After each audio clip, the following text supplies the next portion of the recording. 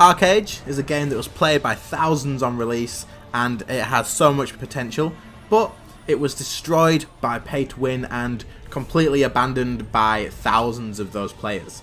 Attempts in the past have been made to revive ArcheAge by doing fresh start servers, but the pay to win aspects remained. Finally, someone has listened and ArcheAge Unchained is now released. How's it going, guys? So, ArcheAge Unchained. Finally we get to try out this MMORPG and see what all the hype is about. So, let's get on the way. Now, looking at the game to begin with, it looks absolutely stunning and it just looks amazing and it looks like something that's brilliant. I have played ArcheAge before and as you can see I have already spent some money on a costume just to make, you know, it look a little bit more decent for you guys while we are playing along. Now, I have been told that I should just be focusing on the main quests. Like I said, I have played this before. I did every little quest that I did on the side as well. But I've been told to just do the main quest until about level 30. So I think what we're going to do is do that. Now, the reason being is people are so far ahead in this game already. I didn't get it on release. But to be honest, I'm not too sad about that because of the queue times. And at some point, I probably will slow down and just play this as it is. Now, as this is going to be my first impressions, I am going to be cutting through to sort of show you guys the game, but at the same time, this is probably going to be an intro to maybe a series or something like that to do with ArcheAge, maybe my progression to level cap or something along those lines. Let me know what you guys think, and I have not stopped playing RuneScape, it's still in the works, but I've got a feeling this game may slow down that content a little bit, but I do hope you guys stick around and enjoy all the same. Hopefully this will give you a little bit of thought on whether you want to play the game if you haven't got it already. It is about £20 on Steam, but if you are on the fence about it, then hopefully I can help you make a decision. So, as you can probably see in my quest log on the right hand side, the green quests is the main quest, so these are the ones we're going to be following. And it does show you where to go and it does make it quite easy to keep up with that. And I do actually get to select a reward here, which is quite nice than them throwing a certain thing at you and saying, this is what you're having. Like I said, we're going to be ignoring these side quests, and it's asked us to destroy abandoned anthills and to build up the house and collect some mud bricks. So let's go off and do that. You can see on the map in the top right that it does show you where you can go to do this. Let's just build up this house here. I guess this is going to be the first part of that. There we go, that one's out of the way, nice and easy. Here are the abandoned anthills, so I just need to destroy 3 of these and then we can move on to our next bit. So that actually wasn't the anthills, but we have found the anthills now and we have already done the mud one, so that's one thing out of the way as long as we're doing something relevant. It does seem like the questing in this game is quite similar to most MMORPGs in the way of go here, break this, activate that, kill so many of these, and then you'll see now that I have to go and report back to the person who gave me the quest. So quite similar questing that most people will be used to from MMORPGs. Hopefully at some point later in the game they do mix up the questing a little bit, have a little bit of interesting quests going on, so we'll keep an eye out for that one. This actually is the quest where I'm going to be getting my mount, it seems. They've asked me to plant a Vita seed. This then turns into a root, as you can see on screen now, and then you harvest that and you take that back to the person, then they'll let you take a mount off of them, but this mount is actually as a baby and you do need to raise it yourself. Now, it doesn't take as long as you might imagine. You do actually just put it on the ground as the baby, sort of like letting it down, and then you feed it the root, then you got to wash it and entertain it and look after it, and after a certain amount of time, which is probably just seconds or minutes of work, bringing it water and stuff, it does turn into the mount that you can now see on screen. Each race in ArcheAge actually has a different starting zone, and the mounts that you will be given at the beginning will be based on the starting zone that you're on so that it fits with the lore and sort of doesn't look out of place. But I mean, that's a good thing considering you don't want to see someone riding around the desert on a pig, which you get if you start as a dwarf, because you know that poor little pig's just not going to cope. And so you don't want your immersion broken as soon as you start the game. So as a first look, the combat in ArcheAge as a lower level player does seem a little bit repetitive in the way of I've literally got 2 abilities at the moment, but I assume that's probably going to build up pretty quickly. What I will say though is the animations do look pretty awesome. It looks like they've put quite a lot of work into them and quite a lot of thought into the abilities. I do believe there is so many different classes that you can put into the combat in this game, so you can actually put a hell of a lot of thought into your character and sort of make them how you want to make them. The combat in ArcheAge is a tag targeting system, but it is known to be one of the best tag targeting combat systems out there, so I'm really excited to sort of get into that and see how it flows out. Taking a look now at the actual skill tree, I can show you here exactly how many sort of abilities you are going to be able to mix together, and there is an option to go into the combos options here, and they'll show you what sort of works together, but the rest of it is all up to you. You've got to look at the combos and sort of decide for yourself what abilities you want to put where. I'm sure you can find guides online of people that have done it, but I mean, if you want your character to be as unique as possible and say that you built it from the ground up, you could definitely do that and put all the thought into it yourself, and that would be incredibly rewarding. So we have jumped forward quite a bit. As you can see, I am level 30 now.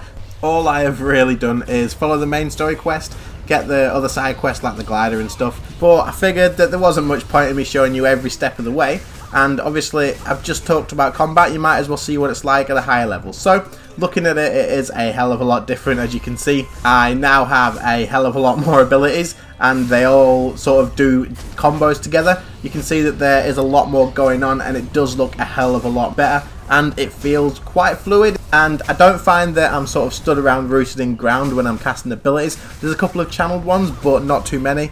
The global cooldown is quite quick, so I'm constantly moving, using abilities to press and making you think, so it is incredibly good sort of combat, and I think when we get into PvP it's going to show quite a lot of skill in that, so hopefully that will be quite interesting later on.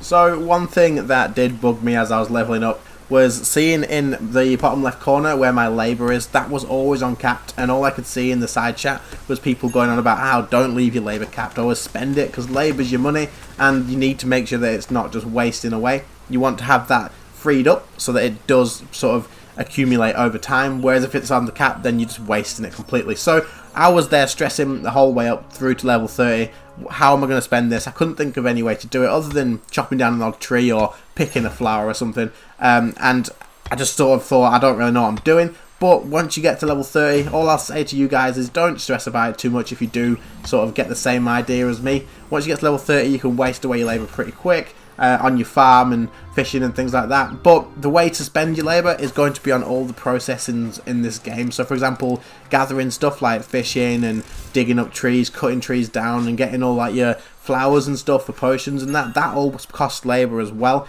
You can get raw silver from that if you want to just sell it all straight away, or you can then spend more labour to process that into other things, but everything's going to cost you labour. So building a house or building a farm, raising up some livestock on that is all going to cost you labour, but labour in the long run is your money, so don't stress too much at the beginning if you don't quite get it. It shouldn't take you too long to get to level 30, and then you can start wasting that away pretty quick.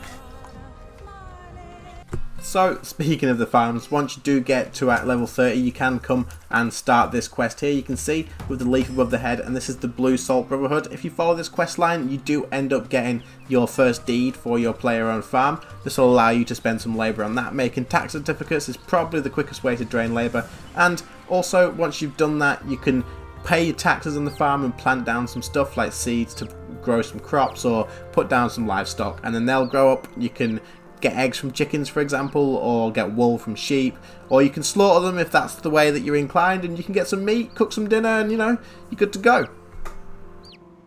So it's time to do some PvP. Hopefully we don't get completely and utterly slaughtered. I probably am going to get shown up a little bit, but anyway, it should be quite fun. So let's see if we can find anyone to kill. Hopefully we can get at least one kill. Finally someone who's about the same level as me. Come on, can we shoot him down? Right, he's down. Let's go. Right, I'm not too good with my abilities, so hopefully... Wait, what the... Where the frick did he come from? No, this isn't going to go. My health is just... Right, well, I'm dead, so that went amazingly. Absolutely amazingly. So we've found our second victim just over here in the farm. Hopefully we can kill this one this time. I don't want to keep getting killed, so let's just go for it. Put him in that little imprisonment thing, keep him stunned so he can't run away. So many people just get away. And let's just throw out the damage. I don't seem to be doing too much. He's a bit higher level than me, but we do have someone with us. Jump after him, don't let them run away. Come on, let's throw out the damage. What? Why have I just put myself behind there? Come on, let's chase him. Well, he's already dead. I didn't even do that much, I don't think. Maybe stunned him a little bit, but looks like my mate's killed him, so at least we've got a kill. So I've been playing ArcheAge for quite a few hours now, and I feel like I've progressed to a point where I've experienced enough of the game to give my point of view on it for my first impressions. So I'm going to go over the pros of this and then the cons separately, and give my points of views on different sort of things in the game. For the pros in ArcheAge, I'm going to start off with the graphics. They do look absolutely amazing. The rework that they've done on it has made it look really, really stunning. And some of the areas in the game, the lighting through the trees and stuff, the water reflections, all of it, you can tell a lot of work has been put into it. And it's definitely a very immersive sort of world to get lost into.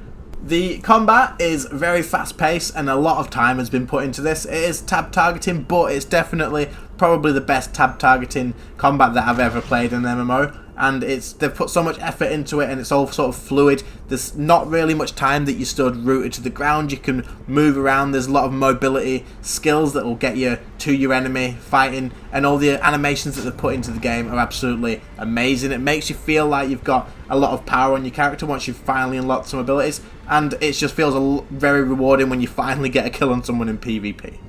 Speaking of PvP, open world PvP in a game like this is definitely a pro for some players.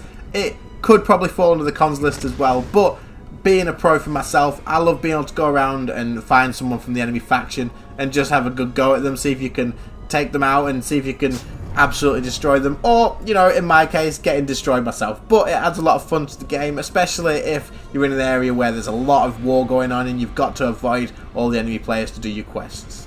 Non-instance player-owned housing in ArcheAge, as well as the farms, is something that's definitely a pro on this. It allows you to sort of be immersed in the server that you're on and allows you to build your own sort of place in that server. So you get to put your own housing down, your own farm, and expand it and sort of pick the exact place where you want it to be. And other players will see that as they're just traveling around, so you sort of make your own imprint on the server that you have chosen to play on. There are so many different ways to play this game, with being someone to go out and do life skilling, gathering all of your raw resources, processing them into lumber or into stone packs, and then taking them out to do trading. Or you could sell it on the market to people who are wanting to do the trading. Or naval combat, getting a ship, building it up and taking it out, trying to be a pirate and stealing someone else's ship from them. Or you could go out and cross the lands and try and do PvP, gaining honour for your faction. Then it doesn't even end there. You can find your way into dungeons, killing bosses, earning all the best loot that you can, grouping up with other people to form a big team, and seeing how far into the dungeon you can actually get. There's just so much content in this game, and it's all yours to explore. As for cons in ArcheAge, I'd say the biggest one for me is probably going to be the labour system. It was so tricky to understand for me at the beginning, and there's quite a lot to sort of work out of it. Once you do get it, it does make sense, and it is quite a good system to have, but for a new player, and something that's not really in other MMORPGs that I've played, it was incredibly confusing, and I felt like I was wasting a lot of time, so I was sort of panicking that I was wasting gold, as everyone kept saying on the side chat. Secondly, in ArcheAge, if you are going to want to play along with friends from the get-go and not have to meet up later on, then you are going to have to be playing as the exact same race, as these races do all have different starting zones. All of the main quests for each race do meet up eventually, but if you do want to start from the beginning with someone, then you are going to have to be the exact same race to do so. Open world PvP is probably going to be a con for some people as well, just because I know a lot of people are going to want to just be able to get on with the quests and not be bullied by these people who are 30 odd levels higher than them with such higher gear and can one-shot them, but at the same time this does come as a pro for some people like myself. However, I'm sure there's plenty of people out there that will find this as a con. My final mention of a con for ArcheAge is probably going to be the fact that you need to invest a lot of time to be competitive in this game. You're not going to be able to log in for an hour here and there every other day or something and then keep up with all the other people. You're going to have to accept that if you are going to play this casually, that you're not going to be able to compete with everyone who does play quite a lot. Now, that being said, it's still a game that I'd say you can play quite casually, just because it does allow you to come on and go and do whatever you want to do. You don't have to go out there and fight all the people that are higher level than you. And obviously, having one character for all the classes definitely helps out with that. So once you've got up to level 55 on one class, you can then change it to a different one, and it does allow you to keep up and still do quite a bit of decent PvP once you've reached to that point. So guys, that is ArcheAge Unchained and my first impressions and thoughts on the game. I do hope you enjoyed watching this video, and I do hope it's been quite informative. I really enjoyed playing ArcheAge, and it's a game that I'm probably going to stick to, so let me know if you do have any suggestions on video ideas that you might like to see, and I'll take them into account. Make sure you like and subscribe if you enjoyed the video, guys, and I'll see you in the next one. See you later, guys. Bye.